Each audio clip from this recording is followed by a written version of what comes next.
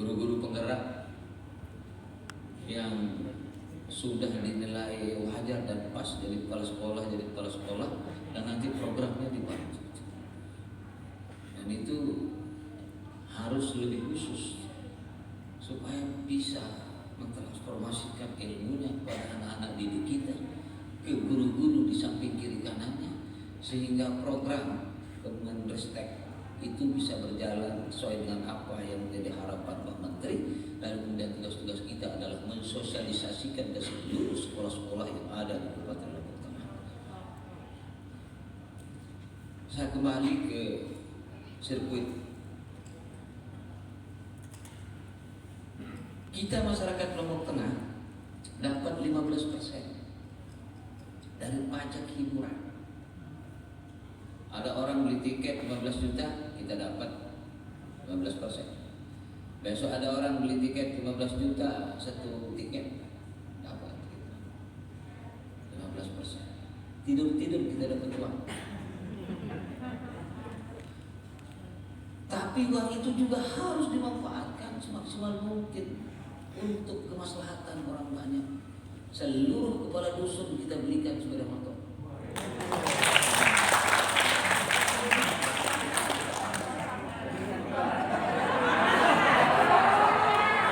Guru penggerak juga dibelikan. Enggak lah. Enggak material.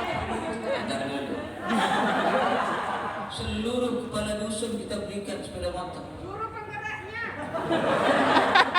Nanti lahir sini. Saya tahu. Maka pemerintah meluncurkan program sertifikasi. Ya, guru-guru harus dapat sertifikasi. Kalau semua uang itu dibawa ke guru, siapa memikirkan kadus?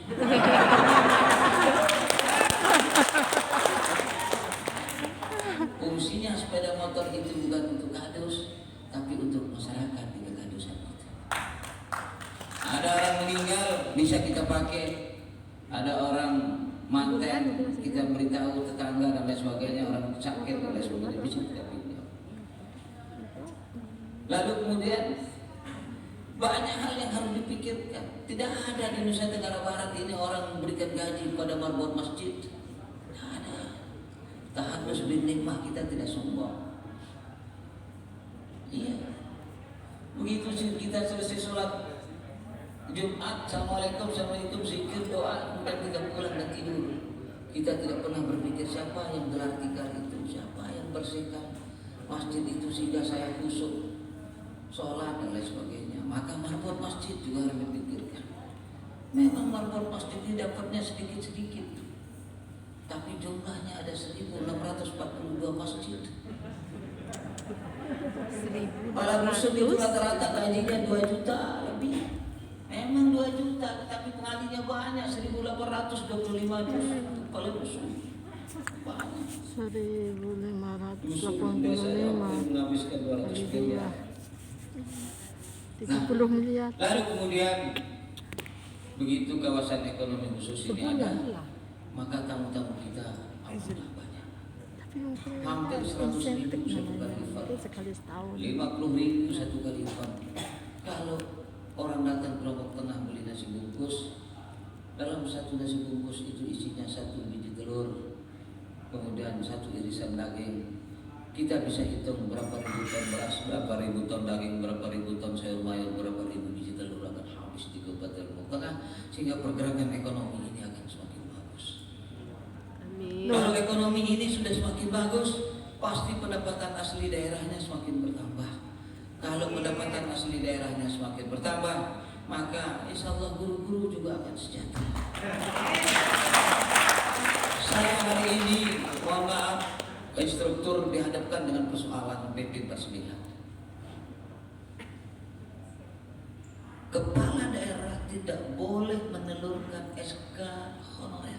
Menelurkan. Sisi lain, ini sangat dilematis kan gitu.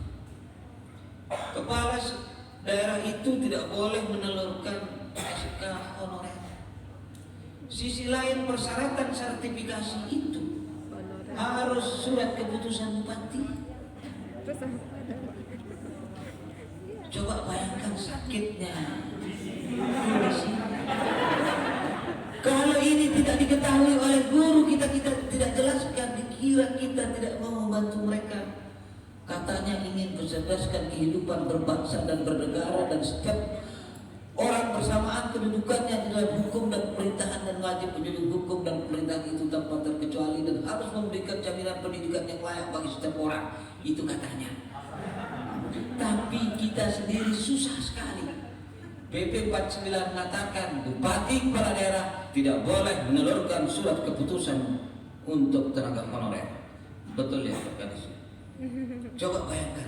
Sisi lain ada 2.786 yang belum bisa dapat sertifikasi. Akibat adanya surat keputusan ini, kami belum berani tanda tangan, dan konsekuensinya apa? Gaji guru-guru nanti tidak akan ditransfer dari BKN.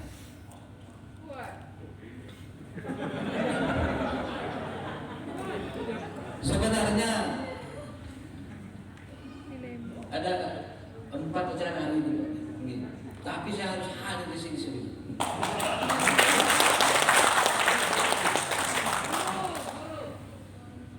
Kemarin kami telepon Pak Kadis, Sekda, kemudian BKD mencoba merumuskan pola apa yang harus dilakukan supaya kita bisa membuat MSK itu.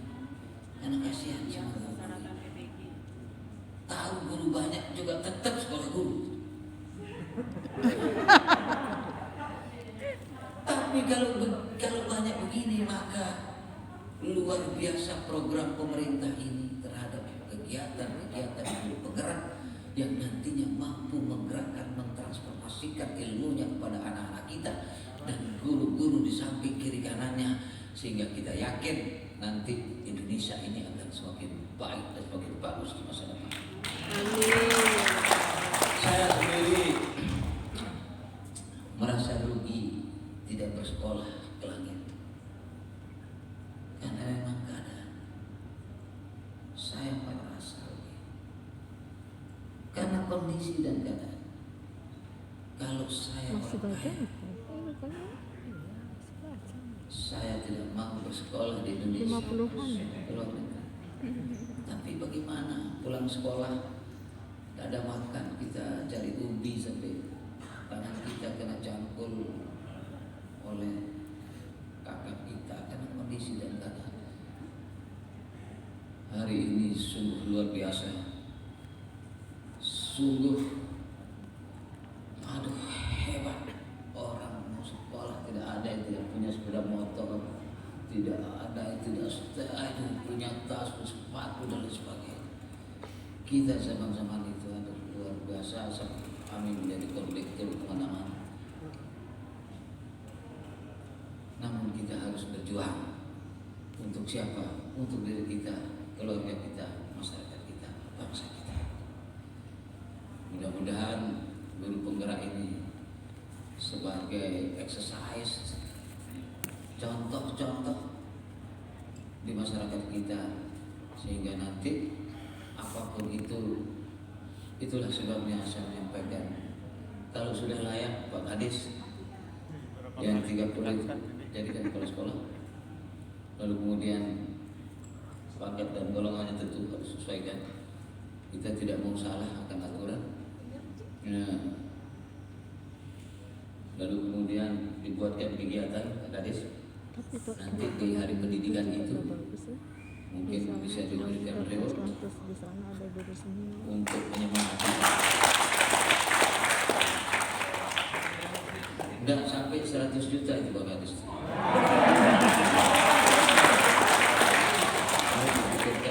Harus dipikirkan karena sumber daya tidak ada alasan kita. Tidak ada alasan peningkatan sumber daya ini tanpa kita bersama-sama. Tidak ada alasan. Mohon maaf, Pak Instruktur, kami punya murid sekitar 3.000-an lebih Pak Instruktur. Kami punya pondok pesantren, anak-anak mondok ada yang 1.200, ada yang 1.600. hanya saja saya tidak pernah sekolah agama. Ya, tapi kalau nahu syarat tes saya. Ya. Pernah sekolah agama SD, SMP, SMA dan seterusnya. Nah, tidak pernah terjadi sendiri. Ada yayasan kami Pak Instruktur 3.000 lebih yang mondok. Saya sudah langsung jadi ketua yayasan beberapa yayasan. Pengabdian ini tidak harus mengajar, karena kita keterbatasan ilmu. Kalau di IKIP kami sekali 3 bulan, di IPDN juga kami ngasih kuliah umum. Bulan kemarin terakhir ke 1 kali 2 bulan.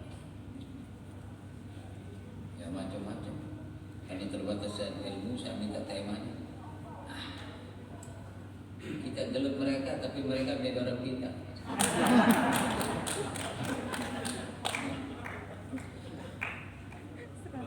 Harus cerdas semua, harus pintar semua.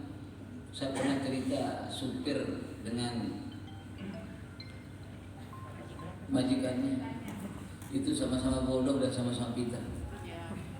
Kalau ini beda lagi. Ada seorang Pol PP masuk penjara dan dia bertobat.